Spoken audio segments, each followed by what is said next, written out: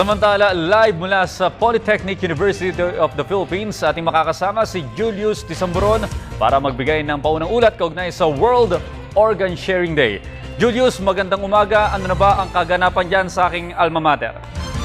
Maraming salamat at magandang umaga naman sa iyo, Audrey. Ngayon dito sa iyong alma mater, makikita mo ngayon sa sitwasyon sa ating likuran ngayon, itong ang World Organ Sharing Day na kung makikita po ninyo po sa ating live nakuha na dito po mamaya gaganapin hanggang pasado alas 9 ng umaga hanggang mamayang hapon. Ito pong sinasabi nga nating World Organ Sharing Day.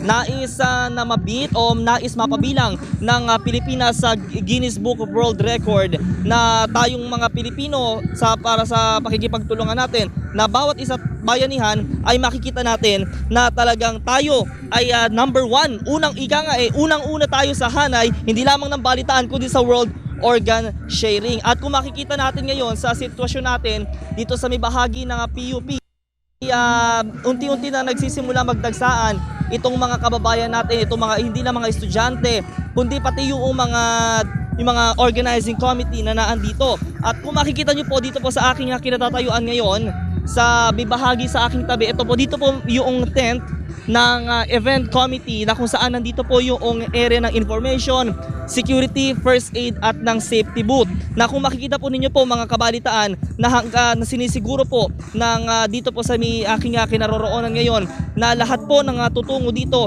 ay may maayos po na seguridad at po tayong pagbibigay ng impormasyon. At dito po sa bahagi na ito, sa mismong pinaka-stage nila sa gitna, na kung makikita po ninyo na ngayong umagang ito ay nagre-rehearsal na. Yung iba nga ay nagpapatugtog na nga ng kanila mga sounds bilang kasabay itong ng magandang sikat ng umaga. At inaasahan dito, Audrey, sa may pinaka-area ng quadrangle nila, sana nga o kaya inaasahan hanggang mamaya ay meron tayong mapupuno ito ng mga kasama natin, mga kabalitaan natin na makikiisa dito nga sa sinasabi nga natin na World Organ Sharing Day. So inaasahan hanggang mamaya, Audrey, sa aking pagbabalik at pag-update ay meron na tayong mga kaganapan. At sa ngayon, nakakita tayo ngayon itong mga canine dog units natin sa labas mismo nitong Polytechnic University of the Philippines na matyaga nagbabantay para nga sa sinabi ko nga kanina na pagbibigay ng seguridad.